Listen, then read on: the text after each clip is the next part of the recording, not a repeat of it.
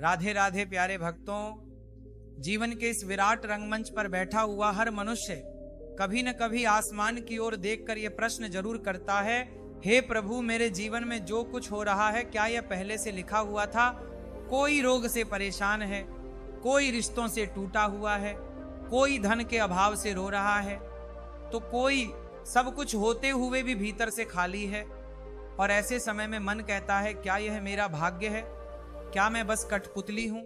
भक्तों सुनो ध्यान से, यह प्रश्न नया नहीं है। यह प्रश्न तब भी उठा था जब द्वारका में स्वयं योगेश्वर श्री कृष्ण विराजमान थे। देवर्षि नारद, जो तीनों लोकों में घूमते हैं, जिनकी वीणा पर नारायण नारायण गूंजता है, वे भी इस रहस्य को जानना चाहते थे। क्योंकि जब तक मनुष्य भाग्य और कर्म का संबंध नहीं समझता, तब तक वह या तो अहंकार में जीता है या निराशा में। एक दिन नारद जी प्रभु के पास आए, प्रणाम किया और बोले, प्रभु एक शंका है। मनुष्य जन्म लेता है, दुख सुख भोगता है, संघर्ष करता है, फिर मृत्यु को प्राप्त होता है। क्या यह सब पहले से तय है या मनुष्य अपने कर्मों से इसे बदल सकता है? भगवान मुस्कुराए। भक्तों, भगवान की मुस्कान साधारण नहीं होती, उसमें करुणा भी होती है, ज्ञान भी होता है और संकेत भी। प्रभु बोले, नारद, यह संसार दंड का स्थान नहीं, यह शिक्षा का स्थान है। यहाँ आत्मा सजा काटने नहीं, सीखने आती है। हे भक्तों, ध्यान रखना, हम शरीर नहीं हैं, हम आत्मा हैं। यह शरीर तो वस्त्र है। जैसे हम पुराने कपड़े छोड़कर नए पहन लेते हैं, वैसे ही आत्मा पुराने शरीर को छोड़कर नया शरीर धारण करती है। लेकिन क्या आत्मा खाली हाथ जाती है? नहीं, वह अपने साथ अपने कर्मों का हिसाब लेकर जाती है। यही हिसाब उसका भाग्य बनता है। आप सोचते हो भाग्य ऊपर बैठा कोई देवता लिख रहा है।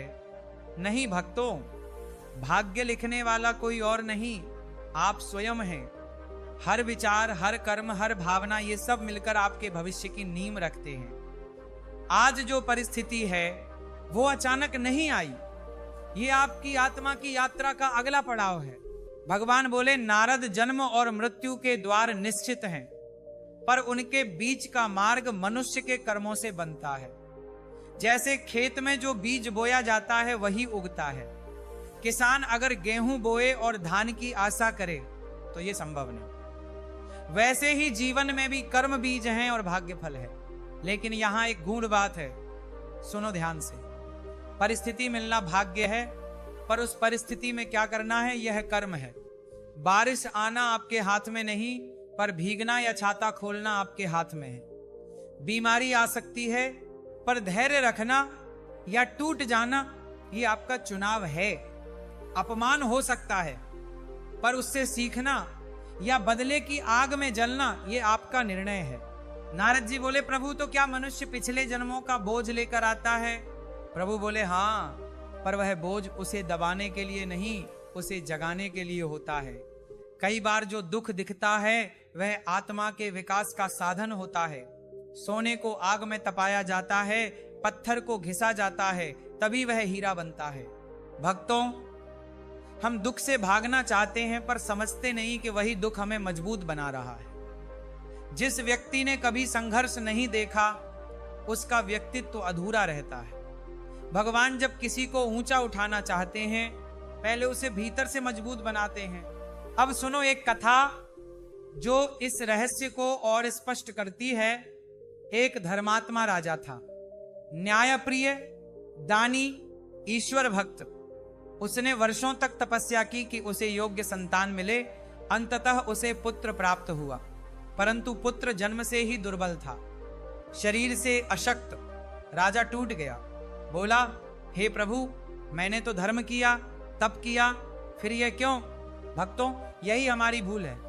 हम सोचते हैं कि हर अच्छा कर्म तुरंत सुख देगा, पर जीवन केवल इस जन्म की कहानी नहीं है, ये कई जन्मों की निरंतर यात्रा है।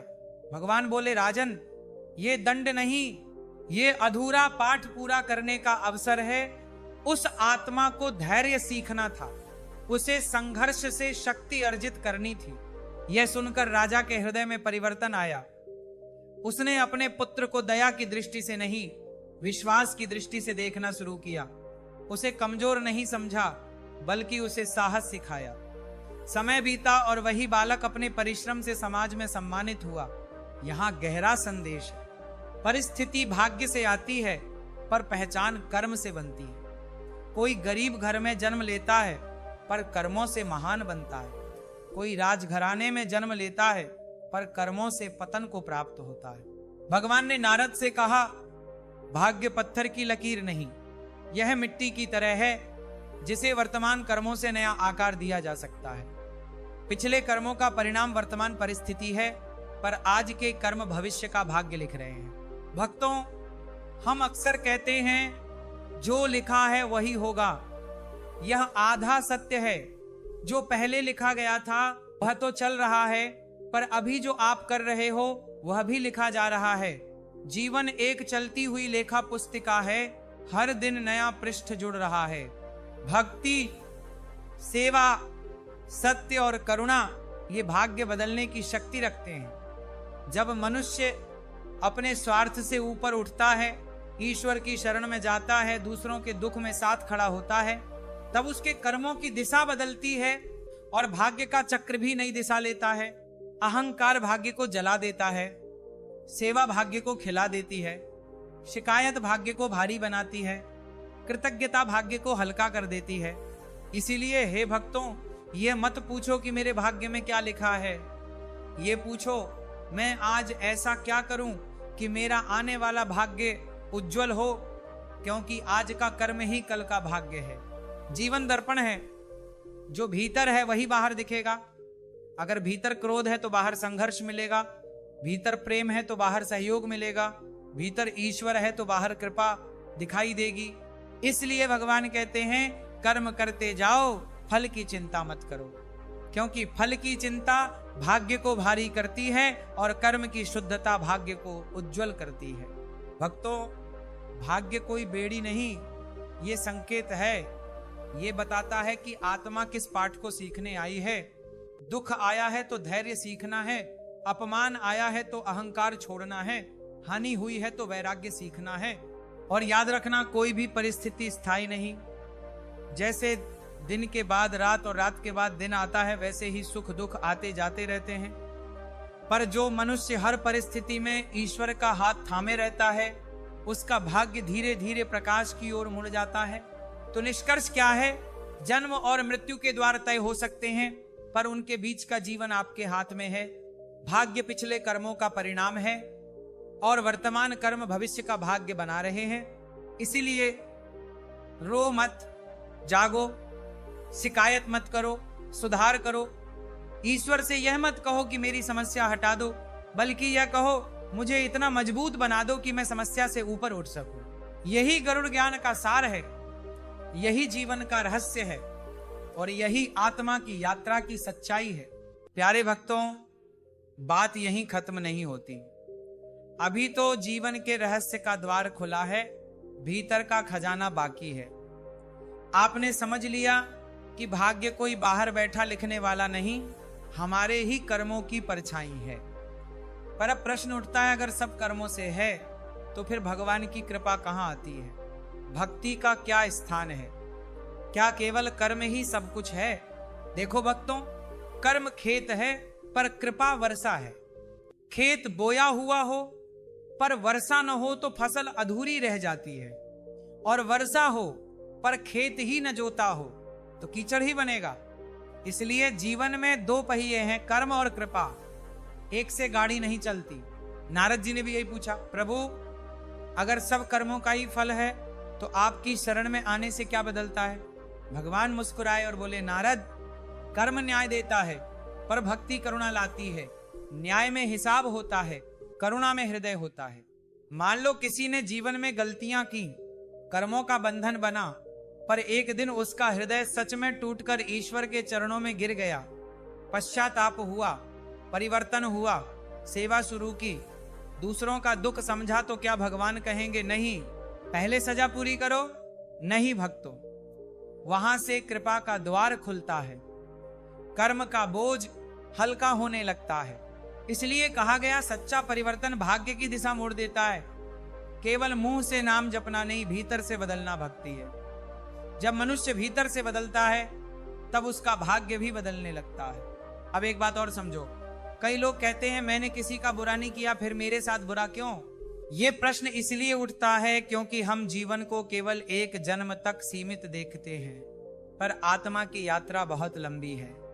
जो बोया गया था वह कभी न कभी उगेगा, पर डरने की बात नहीं, आज जो अच्छा बोगे वह भी अवश्य उगेगा।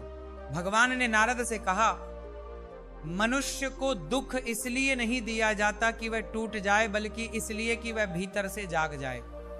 दुख घंटी है जो आत्मा को जगाती है।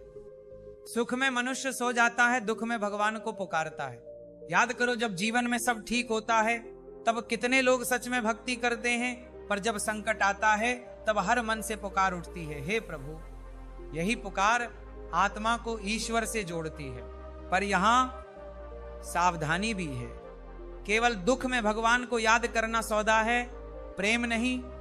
सच्ची भक्ति वह है जो सुख में भी नम्र रखे और दुख में भी विश्वास बनाए रखे। भक्तों, भाग्य बदलने का सबसे बड़ा साधन है सेवा। सेवा क्यों? क्योंकि सेवा अहंकार को तोड़ती है। जब तक मनुष्य में अटका है तब तक वह कर्मों के जाल में फंसा है। जब मैं हटकर तू आता है, हे प्रभु मैं आपका हूं, तभी बंधन ढीले पड़ते हैं। एक व्यक्ति था, जीवन में बहुत परेशानियां थी, हर जगह असफलता। वह संत के पास गया और बोला मेरा भाग्य खराब है। संत ने कहा कल से रोज एक जरूरतमंद की मदद करना। कुछ महीने बाद वह व्यक्ति लौटा, बोला समस्याएं अभी भी हैं पर मैं टूट नहीं रहा। संत बोले समस्या नहीं बदली, तुम बदल गए। यही भाग्य परिवर्तन की शुरुआत है। भक्तों, जब दृष्टि बदलती है तब दुनिया बदलती दिखाई देती है। पहले जो बाधा थी वही अब साधना बन जाती है। पहले जो दुख था वही अब शिक्षक बन जाता है। भगवान ने नारद से कहा भाग्य को बदलने की शक्ति मनुष्य को इसलिए दी गई है क्योंकि वह चेतन है। पशु केवल परिस्थिति में जीता है, मनुष्य चेतना से जी सकता है। वह निर्णय ले सकता है, मैं प्रतिक्रिया कैसे दूंगा। यही स्वतंत्रता भाग्य को मोड़ने की चाबी है। अब सुनो एक गहरी बात, 3 प्रकार के कर्म होते हैं। एक जो पहले किए गए जिनका फल आ रहा है, दूसरे जो अभी कर रहे हैं, तीसरे जो आगे बीच की तरफ हो रहे हैं। पहले वाले को तुरंत बदल नहीं सकते, पर उसके प्रति अपना भाव बदल सकते हैं। दूसरा और तीसरा पूरी तरह हमारे हाथ में है। इसलिए जो ज्ञानी है वह वर्तमान को सुधारने में लग जाता है।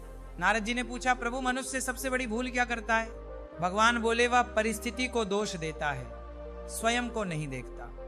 जब तक दोष बाहर है परिवर्तन संभव नहीं। जब मनुष्य कहता है हाँ मुझसे भी भूल हुई है, वहीं से आध्यात्मिक यात्रा शुरू होती है। अहंकार भाग्य को बांध देता है, नम्रता भाग्य के द्वार खोल देती है। पानी ऊंचाई पर नहीं रुकता, नीचे की ओर बहता है। कृपा भी वहीं रुकती है जहां विनम्रता होती है। भक्तों, माता पिता की सेवा, गुरु का सम्मान, जरूरतमंद की सहायता, सत्य बोलना, ये छोटे कर्म नहीं है, ये भाग्य के ताले खोलने वाली चाबियां हैं। जो इन्हें अपनाता है उसके जीवन में अदृश्य सुरक्षा घेरा बनता है। कई लोग पूछते हैं क्या मंत्र जपने से भाग्य बदलता है? मंत्र जप तब फल देता है जब जीवन भी उसी दिशा में हो। अगर मन क्रोध, छल और अहंकार से भरा है और जप भी चल रहा है तो वह केवल ध्वनि है। जब मन शुद्ध होता है जप शक्ति बनता है। भगवान ने कहा मनुष्य अपने कर्मों से बंधता है पर प्रेम से मुक्त होता है। प्रेम का अर्थ है अपेक्षा छोड़कर देना, सेवा करना बिना बदले की चाह के। जब कर्म निष्काम होते हैं तब उनका बंधन नहीं बनता। इसीलिए कहा गया कर्म करो पर कर्म में फांसो मत। नाव पानी में रहे तो ठीक है, पर पानी नाव में आ जाए तो डूब जाएगी। संसार में रहो पर संसार को भीतर मत बसाओ। अब सोचो अगर भाग्य पूरी तरह तय होता तो भगवान गीता में क्यों कहते उठो कर्म करो? क्यों कहते स्वधर्म निधनम श्रेया? इसलिए कि मनुष्य का प्रयास ही उसकी पहचान है।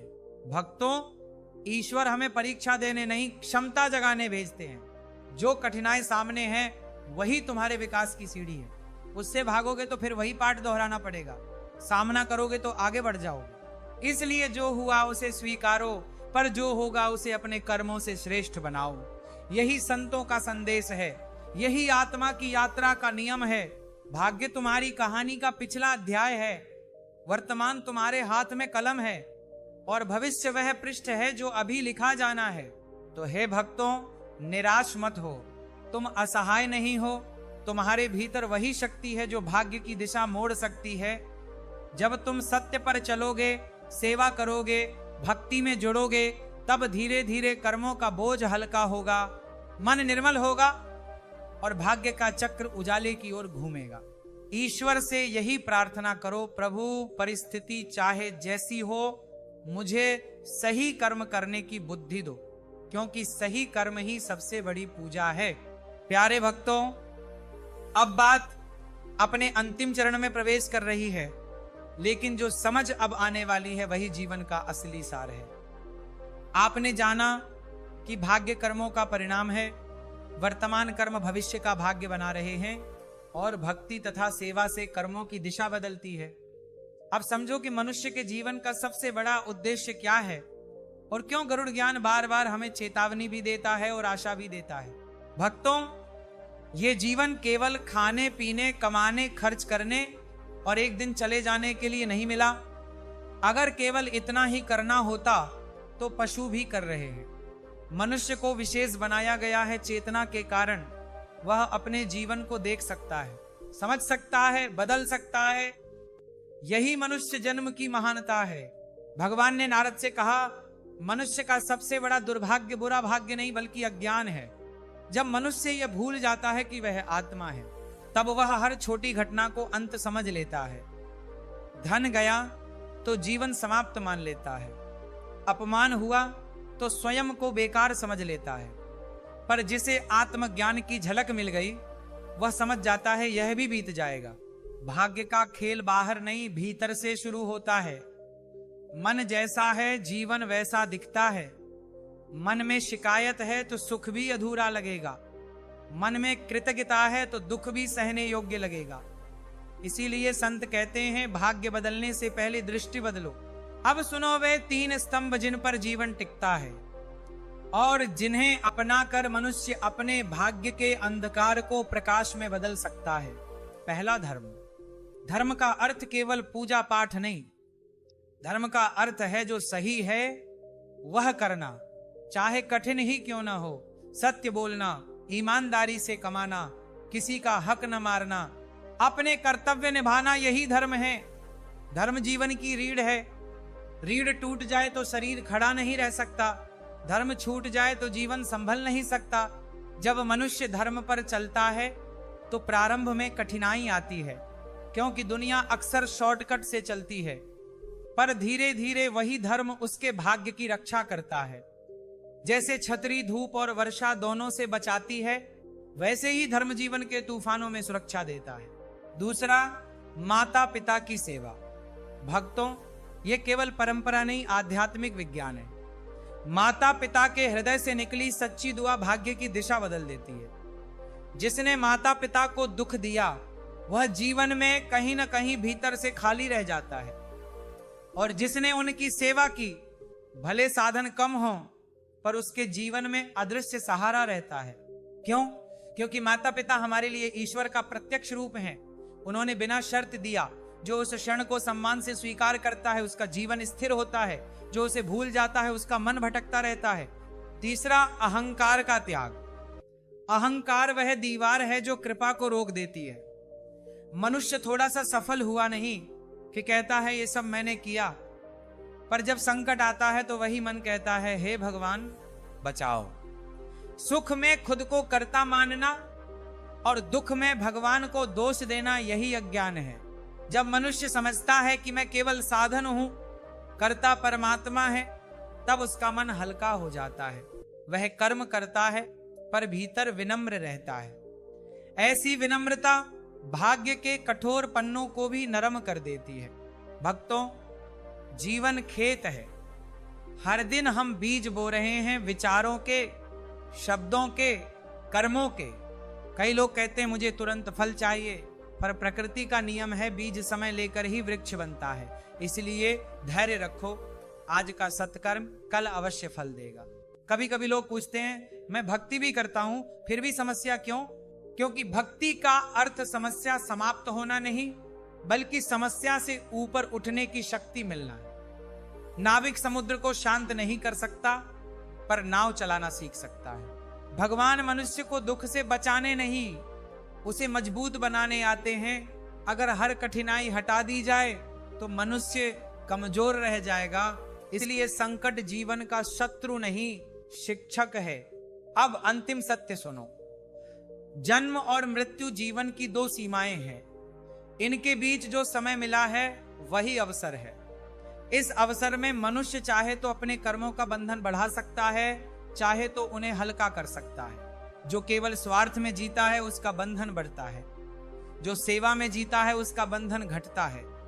जो केवल लेने में लगा है वह खाली ही जाता है, जो देने में लगा है वह समृद्ध होकर जाता है। मृत्यु के समय धन पद शरीर कुछ साथ नहीं जाता, केवल कर्मों की छाया साथ जाती है, वही अगले जन्म का द्वार बनती है। इसलिए बुद्धिमान वही है जो आज से ही अपने कर्मों को सुधार ले। शिकायत करना आसान है, परिवर्तन कठिन, पर जो कठिन मार्ग चुनता है वही ऊंचाई पाता है। जीवन की सच्ची विजय दूसरों को हराने में नहीं, स्वयं को सुधारने में है। ईश्वर से ये मत मांगो कि मेरा भाग्य बदल दो, ये मांगो मुझे ऐसा बना दो कि मैं अपने कर्मों से भाग्य बदल सकूं। क्योंकि ईश्वर ने मनुष्य को कर्म की शक्ति देकर ही उसे महान बनाया है। जब मन शुद्ध होता है, कर्म निष्काम होते हैं, सेवा स्वभाव बनती है और भक्ति प्रेम बन जाती है, तब धीरे धीरे भाग्य का अंधेरा हटने लगता है, भीतर शांति आती है। वही शांति असली समृद्धि है। तो हे भक्तों, जीवन को अवसर समझो, दंड नहीं। परिस्थिति को शिक्षक समझो, शत्रु नहीं। ईश्वर को साथी समझो, दूर बैठा न्यायाधीश नहीं। आज से संकल्प करो, धर्म पर चलेंगे, माता पिता का सम्मान करेंगे, अहंकार छोड़ेंगे, सेवा करेंगे, भक्ति में जुड़ेंगे। यही वे कदम हैं जो भाग्य की दिशा मोड़ देते हैं। और अंत में बस इतना याद रखो, भाग्य लिखा गया हो सकता है, पर कलम अभी भी तुम्हारे हाथ में है। जो पन्ना आज लिखोगे वही कल की कहानी बनेगा। राधे राधे, हर हर महादेव, नमः शिवाय।